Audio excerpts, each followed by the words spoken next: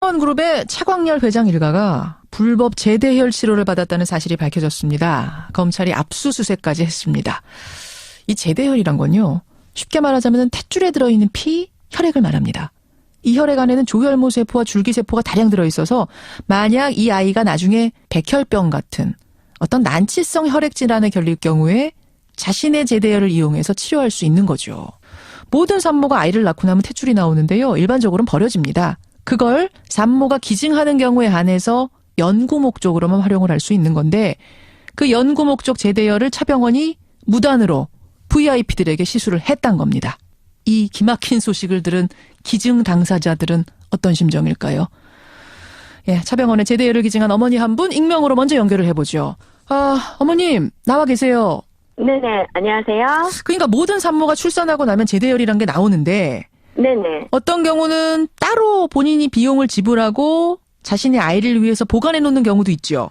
네, 그런 경우도 있고요. 네. 아니면 나머지는 다 버려져야 되는 건데, 기증한 경우에 한해서 연구용으로 보관을 하는 겁니까? 네, 저는 그렇게 안내를 들었습니다. 네. 어떤 절차로 기증을 하게 되셨어요? 저는 2005년, 2007년, 그리고 2010년에 아이 3명을 출산을 했어요, 차병원에서. 예. 네, 그런데 첫 번째 아이는 제가 이제 재대혈을 유료 보관을 이제 하게 되었고요. 그러니까 그거는 따로 돈을 지불하고 우리 아이 걸 좀 보관해 주십시오. 혹시 모르니까. 이런 식으로? 네, 그것도 이제 차병원에서 이제 운영하고 있는 차바이오텍에 이제 맡겼고요. 예. 그다음에 둘째, 셋째 같은 경우는 이제 좋은 목적으로 이제 연구를 하는 목적으로 사용했으면 싶어서 이제 제가 기증을 결심하게 되었습니다. 그 기증은 어떤 식의 절차를 밟아요?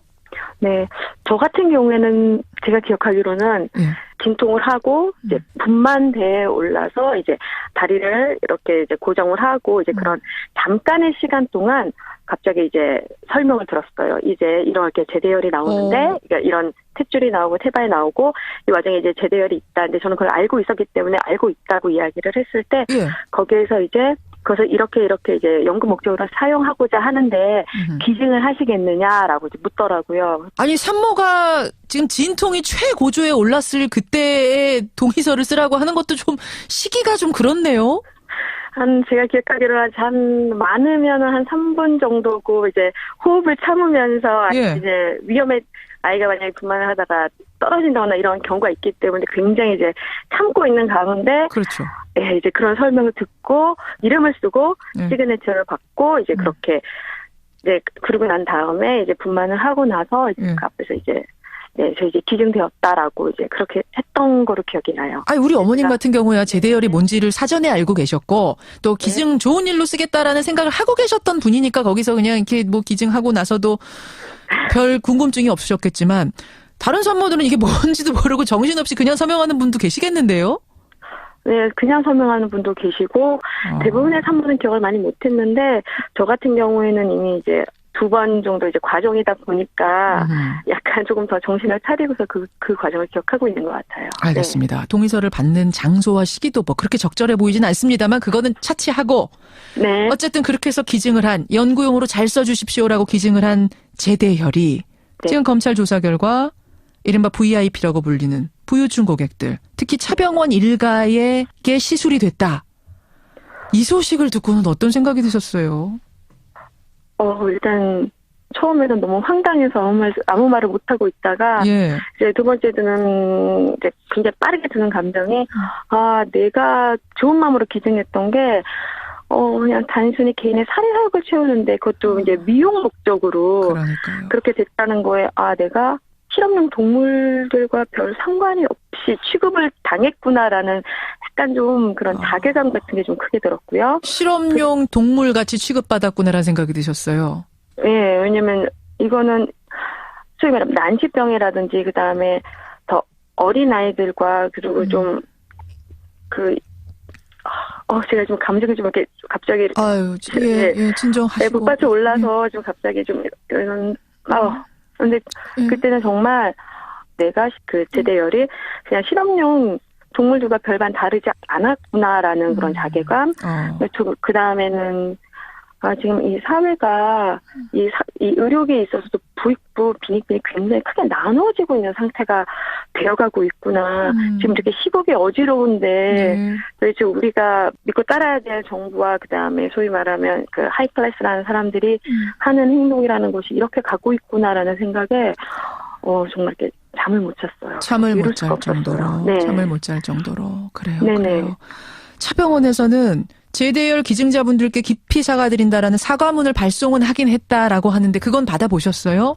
아니요. 저는 개인적으로는 받아본 적이 없습니다. 사과문도 못 받아보셨어요? 네네. 저는 2번 정도 기증을 했음에도 그런 사과문을 전혀 받지 못했을 뿐더러 다른 어머님들을 통해서 이제 그런 사과문을 보게 되었어요. 이렇게 화면으로. 예. 보고 난 다음에도 이 사람들이 그냥 일어난 일에 대해서 주먹구구식으로만 우리는 부당하게 하지는 않았다라는, 그러니까 입막음에 가깝다라는 생각을 하게 되었습니다. 지금 사과문 내용을 보면요. 네. 이번에 문제가 된 제대열은 모두 연구용으로 쓰기에 부적격 판정을 받은 제대열이었다. 네. 그 용도도, 그리고 우리가 쓴 용도도 개인의 미용 성형 목적이 아니라 암 재발 예방과 중증 뇌졸중 치료를 위한 탐색 연구로 이루어진 거다. 이렇게 지금 써놨는데 저는 이게 지금 무슨 말인지 잘 모르겠는 게 연구용으로 부적격인데 결국 탐색 연구를 위해서 썼다. 이게 무슨 말인지는 이해되셨어요? 아니요. 저는 읽자마자 드는 생각은 예. 이거 지금 말 돌리기에 급급할 뿐더러 도대체 앞뒤가 맞지 않는다. 부적절했다면 그걸 어떻게 사용을 했으며, 예. 네. 그리고 복잡하더라고요. 자, 이 얘기는 우리가 뒤에 전문가가 나오십니다. 도대체 이 사과문의 내용이 무슨 의미인지는 그쪽에 좀 여쭤보도록 할게요. 네네. 전혀 지금 이해되는 바는 없어요. 예, 여기까지 오늘 말씀 듣겠습니다. 고맙습니다.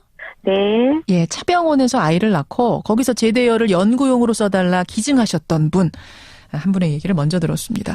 이어서 인도주의 실천 의사협의회 정형중 정책국장을 연결해 봅니다. 이번 제대열 사건, 과연 이번만의 일일까? 다른 데서도 또 이런 일이 벌어지진 않았을까? 등등 궁금한 게 많습니다. 연결해 보죠. 정 국장님 나와 계세요. 예, 안녕하세요. 예, 국장님 앞서서 그 사과문이요. 차병원이 보냈다는 사과문 거기부터 좀 질문을 드릴게요.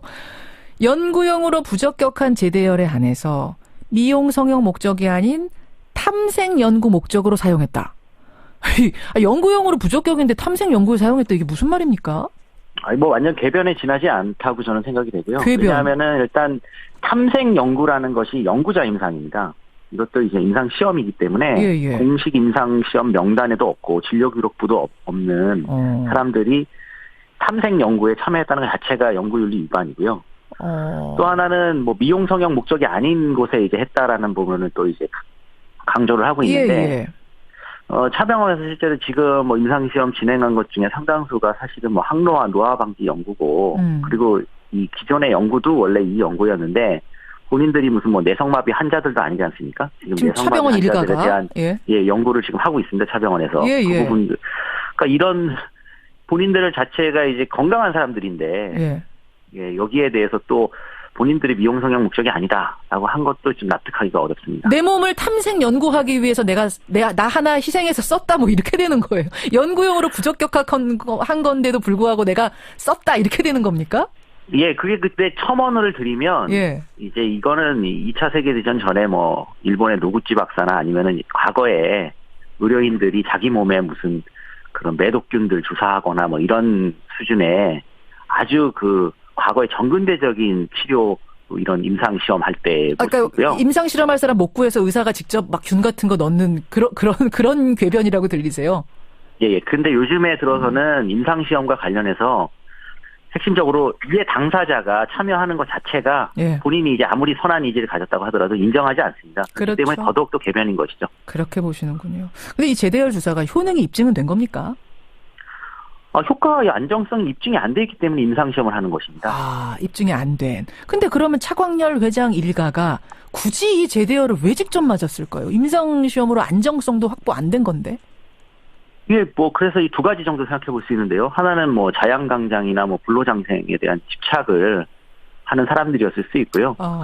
또 다른 하나는 지금 정황을 봤을 때 특권층에 대해서 로비를 하려고 이걸 가지고 생각을 해보다 보니까 본인도 이렇게 맞아보고 좋더라 이런 이야기를 하려고 시도했을 가능성도 있습니다. 그렇게. 그러니까 이게 지금 전체 국민들의 건강을 위해서 쓰여야 할 의료 체계가 특권층을 위해서 악용되고 있는 상황, 그 단면을 우리가 들여다본 건데, 그럼 이번 드러난 이 건만일까? 어떻게 보세요? 의료계 종사자로서. 저는 뭐 다른 여러 가지 가능성도 없다고 보고요. 이렇게 딱 재대열이 아닌 다른 뭐 줄기세포라든가 아니면 뭐 자연치유세포들 뭐 증식치료라든가 이렇게 한국에서는 지금 아직 입증이 되어 있지 않고 안전성도 확보되어 있지 않아서 안 되는 것들을 좀 했을 가능성이 있다고 보고, 요번에 복지부 조사 자료를 보면은 차병원에서 한 공식 임상시험 참여자도 129명 중에 48명이나 사실은 이 참여회장의 지인입니다. 차험 회원들이고. 공식으로 등록한 사람들 중에도 반이 지인이에요?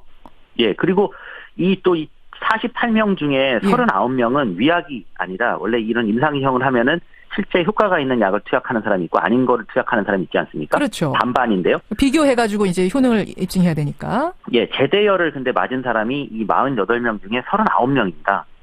이것도 상당히 좀 확률적으로 이상한 일인데. 근데 더 황당한 거는 이 위약군에 들어간 사람들에 대해서 임상 연구가 끝나면 제대열을 대가 없이 일회 투약해주기로 약속을 했다는 게 또 밝혀졌습니다. 그건 무슨 의미예요? 그러니까 위약이라고 하면 이제 제대열 직접 시술받지 못한 분들이잖아요. 가짜 약들. 예. 그런 분들은 연구가 끝나면은 제대열을 공짜로 또 투약해주겠다는 황당한 약속을 했을 정도로 사실 전체 임상시험 전체의 이 공식적인 그런 어떤 프로그램 자체가 제대열을 투약해주는 대가로 이런 특권층들에게 로비를 한 정황이 훨씬 더 강한 임상시험입니다. 그러니까 아예 불법으로 지금 차 씨 일가가 맞은 거 제외하고도 불법이 아니라 제대로 연구 등록하고 대상으로 등록해서 제대열 시술해준 사람들도 연구 대상자들 중에도 조사해보면 이게 로비용으로 쓰였을 가능성, 그 안에 지인들 이름 잔뜩 들어가 있고 재벌가의 사람들 들어가 있고 뭐 이렇진 않은가 조사를 해야 된단 말씀이시군요. 예, 그게 지금 복지부 공무원들이 이미 조사한 내용에 다 들어 있고요. 그렇군요. 뭐 개별 이제 개인 정보를 알 수는 없겠지만은, 때문에 이 임상시험의 윤리 기준이라든가 처음에 허가 과정 등에 대해서도 전부 다시 조사해야 된다고 생각합니다. 예. 지금 청취자 문자 많이 들어오는데 6737님이 저도 차병원에서 제대열 기증했는데 이번에 사과문 구경도 못했습니다. 문자 들어오고요. 이쁜 여시라는 아이디 쓰시는 분은 15년 전에 150만 원 내고 제대열 보험이라고 해서 이분 드셨대요. 근데 그게 제대로 내게 제대로 보관되고 있는지 꼭 확인해 봐야겠다. 9027님도 이분도 돈 지불하고 차병원에다 제대열 보관해놨는데 잘 있는지 확인해봐야겠다. 이런 문자들이 쏟아집니다. 이게 지금 한두 명이 아니라는 거예요. 기증자도 많고 돈 내고 보관하고 계시는 분들도 많고 도대체 이 제대열이 어디서 어떻게 제대로 보관되고 있는지 이번 기회에 체크하고 가야겠습니다. 고맙습니다. 국장님. 예, 감사합니다. 인도주의 실천의사협의회 정형준 정책국장이었습니다.